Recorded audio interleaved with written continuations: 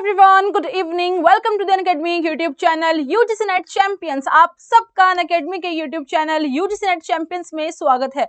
आज हम लोग यहाँ पे बात करने वाले हैं आर्टिकल्स की, यानी कि प्रेसिडेंट आर्टिकल्स हम पढ़ेंगे। राष्ट्रपति से रिलेटेड जितने भी आर्टिकल्स देखे जाते हैं, जो आपके एग्जाम में पूछे जाते हैं, उन सब को हम लोग यहाँ पर कवर करने वाले हैं और बहुत ही सिंपल तरीके से मैं आपको यहाँ पे याद करवाने वाली हूँ, ठीक है। लेकिन आगे बढ़ने से पहले आप सबके लिए इन्फॉर्मेशन कि जो भी चाहते हैं दिसंबर का कोर्स परचेज करना, वो आ सकता है। दिसंबर का कोर्स आपका लॉन्च किया जाएगा कुछ टाइम बाद ही, एग्जाम के बाद ही, लेकिन आप एनरोल कर सकते हैं। 21 लास्ट डेट है।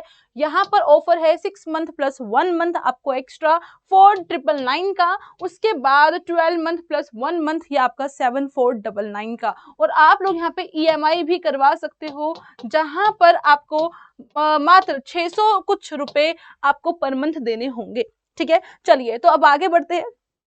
अब यहाँ पर देखो, जो मैं आर्टिकल्स आपको याद करवाऊंगी, सबसे पहले तो आपको ये याद रखना है कि जैसे जैसे मैं बता रही हूँ, एक कहानी के फॉर्म में एक लॉजिक बताऊंगी कि इस आर्टिकल के बाद ये आर्टिकल है तो क्यों है, तो वो चीज मैं आपको सिखाऊंगी, ठीक है। आपको बस वैसे ही अपने माइंड में सेट करना है, ठीक है। चलो आगे बढ़ते हैं। तो हम सब जानते हैं कि हमारा जो संविधान है, हमारे संविधान के अंदर बहुत सारे भाग है ना। हमारे संविधान में टोटल 22 भाग देखे जाते हैं, लेकिन अगर हम उनके जो एक दो भाग है, कुछ आपके कुछ पार्ट्स के अंदर सब कैटेगरी बनाई गई है, तो उनको ऐड कर कर हमारे टोटल 25 पार्ट्स भी माने जाते हैं, राइट।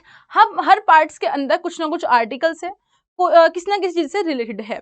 यहाँ पर हम बात करेंगे प्रेसिडेंट की, इसलिए हम लोग जाएंगे भाग नंबर 5 पर। तो भाग नंबर 5 को देखिए, भाग नंबर 5 पार्ट नंबर 5, जहां पर हमें आर्टिकल्स दिखते हैं 52 से लेकर 62। सबसे पहले आपको यही पता होना चाहिए कि स्टार्टिंग हो रही है 52 से और बात हो रही है राष्ट्रपति की, तो इसका मतलब सबसे पहले स्टार्टिंग वाले आर्टिकल में हम बोलेंगे कि भारत का एक राष्ट्रपति होगा, हमारे भारत का एक प्रेसिडेंट होगा। ये बात आर्टिकल नंबर 52 में कही जाती है, ठीक है। उसके बाद अब क्या भारत के राष्ट्रपति अकेले ही सारा काम करेंगे? नहीं। तो भारत के राष्ट्रपति को कहा गया है कि देखो, आपके पास सारी पावर है, पूरी कार्यकारी शक्ति आपके हाथ में होगी, लेकिन आप यहाँ पर अपने कुछ अधीनस्थ अधिकारियों के द्वारा ही अपनी शक्तियों का यूज करोगे। आप संविधान के अनुसार खुद भी कर सकते हो, लेकिन अधीनस्थ अधिकारियों के द्वारा भी आप अपनी पावर का यूज करेंगे।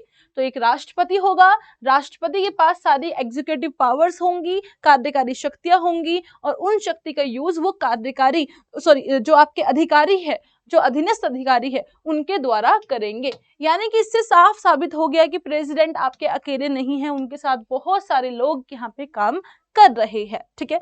चलो इतनी बात हो गई, दो आर्टिकल 52 एंड आर्टिकल नंबर 53।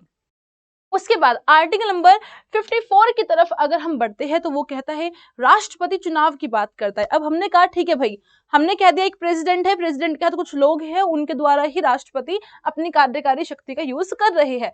लेकिन अब ये बताइए जनाब कि राष्ट्रपति का चुनाव होगा कैसे? तो सवाल आता है एक निर्वाचक मंडल का, कि राष्ट्रपति के चुनाव के लिए हमें एक निर्वाचक मंडल बनाना होगा, हमें एक इलेक्टोरल कॉलेज बनाना होगा, उसके द्वारा ही हम लोग चुनाव करवाएंगे। अब आप सब सोचते होंगे कि निर्वाचक मंडल क्या होता है। निर्वाचक मंडल लोगों का एक ऐसा समूह है जो लोग प्रेसिडेंट के चुनाव में वोट देने के लिए आते हैं, ठीक है। वो सब से मिलकर बनता है आपका निर्वाचक मंडल। तो यहाँ पर जब हमने कहा कि भाई राष्ट्रपति है, राष्ट्रपति के साथ कुछ अधीनस्थ अधिकारी भी है, लेकिन अब चुनाव कैसे होगा? तो चुनाव के लिए निर्वाचक मंडल की बात हुई है आर्टिकल नंबर 54 के अंदर, ठीक है। चलिए भाई, निर्वाचक मंडल होगा, बहुत सारे लोग यहाँ पे शामिल होंगे, समझ आ गया। अब एक और सवाल पैदा होता है कि भाई पूरा प्रोसेस क्या रहेगा, प्रोसेस कैसे होगा? निर्वाचक मंडल बन गया, लोग वोट देने के लिए यहाँ पर आ गए हैं, लेकिन वो प्रोसेस क्या रहने वाला है आगे का? तो पूरा का पूरा मतदान प्रक्रिया, यानी कि वोटिंग प्रोसेस राष्ट्रपति चुनाव के लिए, वो आर्टिकल नंबर 55 में आएगा, ठीक है। तो सबसे पहले राष्ट्रपति है, लेकिन अकेले नहीं है, अधीनस्थ अधिकारियों के द्वारा या फिर संविधान के अनुसार खुद भी अपनी पावर का यूज करेंगे, कार्यकारी शक्तियां उनके पास रहती हैं। साथ ही साथ फिर हमने बात करी कि प्रेसिडेंट के चुनाव के लिए निर्वाचक मंडल होगा। अगर निर्वाचक मंडल है तो भाई पूरा प्रोसेस क्या रहने वाला है, तो यहाँ पे मतदान का पूरा प्रोसेस रहेगा, वोटिंग प्रोसेस रहेगा, और उसके बाद जब राष्ट्रपति चुन लिया जाएगा, क्योंकि यहाँ तक मतदान हो गई है, यहाँ तक वोट हो गए हैं, यानी कि प्रेसिडेंट चुन लिया गया है, बट राष्ट्रपति कितने समय के लिए चुना गया है, तो इसलिए नेक्स्ट आर्टिकल आपका बनता है उनका कार्यकाल, उनका टेन्योर कितने समय के लिए है, तो 5 साल का राष्ट्रपति का कार्यकाल रहेगा। तो नेक्स्ट चुनाव यहाँ पे खत्म हुए, उसके बाद कितने टाइम के लिए आए हैं प्रेसिडेंट, तो प्रेसिडेंट आए हैं आपके 5 साल के लिए, यानी कि राष्ट्रपति का कार्यकाल आर्टिकल नंबर 56 में कहा गया है, ठीक है। उसके बाद चलो ठीक है, राष्ट्रपति आ गए, 5 साल के लिए आ गए।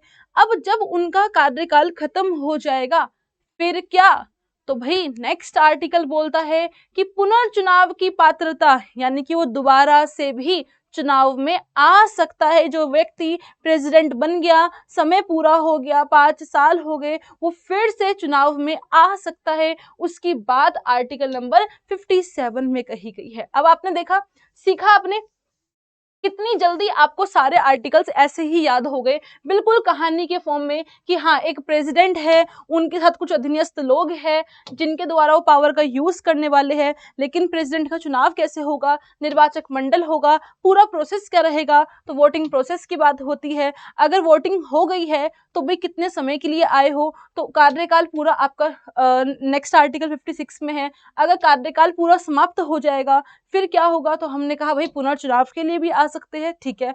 अब पुनर्चुनाव की जब बारी आई, जब पुनर्चुनाव की बारी आई, दोबारा से चुनने की बारी, तो एकदम से रियलाइज हुआ, ठीक है आप दोबारा से चुनाव तो करवा रहे हो, लेकिन प्रेसिडेंट की जो क्या बोलते हैं योग्यता होती है, वो तो आपने देखा ही नहीं।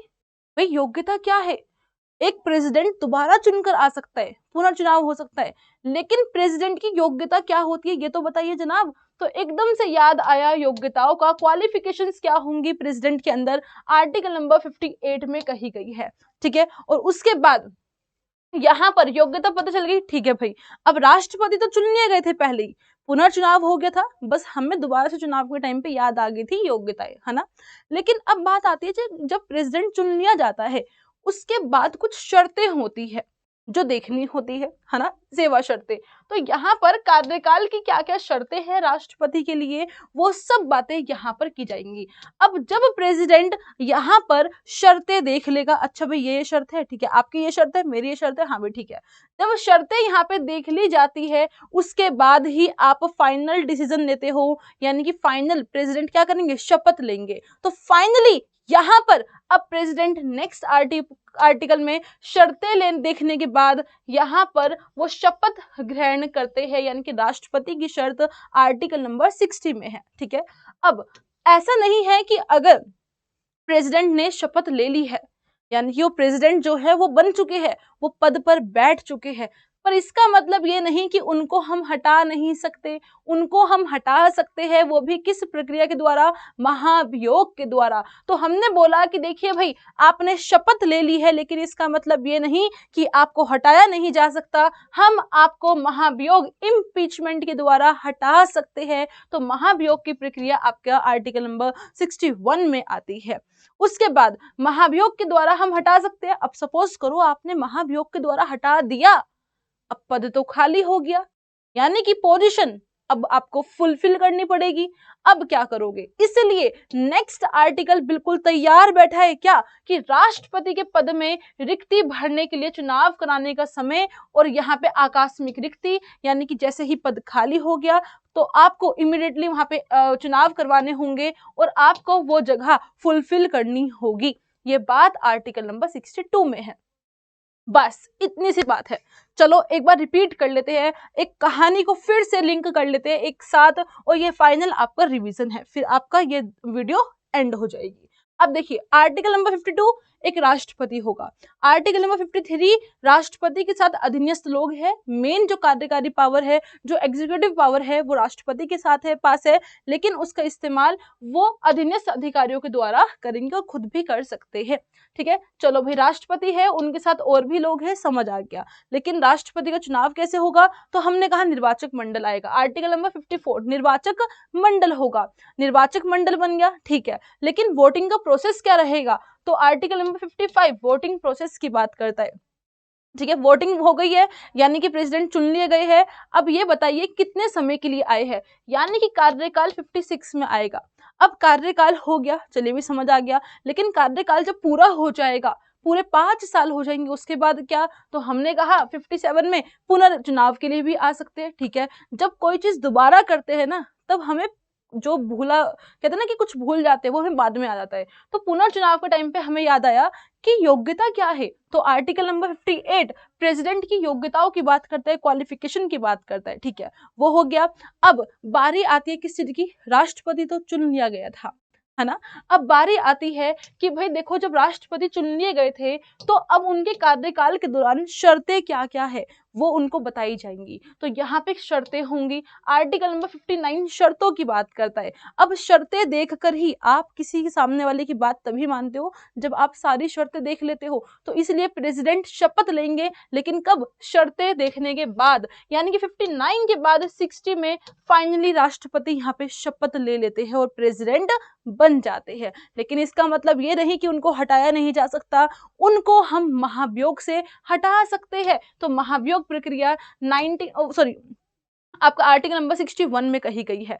अब महाभियोग के द्वारा अगर बाय चांस हटा दिया गया और उनकी पोजीशन खाली हो गई, तो उसे फुलफिल करवाया जाएगा, इलेक्शन करवाए जाएंगे। तो इसलिए आर्टिकल नंबर 62 बनाया गया है। बस इतनी सी बात थी, और आपके सारे आर्टिकल नंबर 52 से लेकर 62 मैंने यहाँ पे करवा दिए। अब आपके एग्जाम में प्रेसिडेंट से रिलेटेड कोई भी आर्टिकल आता है तो आप लोग उसे कर पाएंगे। ठीक है, आई होप कि आपको ये सब समझ आया है। अगर अच्छा लगा है तो आप लोग कमेंट बॉक्स के अंदर जरूर बताना, क्लास को शेयर करना एंड लाइक करना, और जिसने अभी तक हमारे चैनल को सब्सक्राइब नहीं किया है, मेक श्योर कि आप लोग चैनल को सब्सक्राइब जरूर करें। सो अभी के लिए bye bye, take care, thank you so much.